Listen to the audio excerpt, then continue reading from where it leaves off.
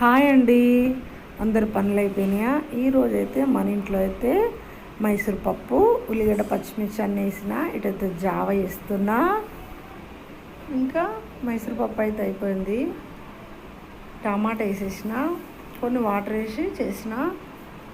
ఇప్పుడైతే మనం అందులో గరం మసాలా, మేతిచూరి వేసి కూర అయితే దింపేసేద్దామండి.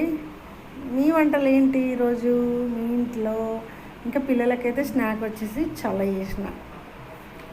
సాయంత్రం ఏదో ఒకటి ఇవ్వాలి కాబట్టి స్నాక్ అయితే పిల్లలకైతే జావ ఇచ్చేసిన, చల్ల ఇచ్చేసిన.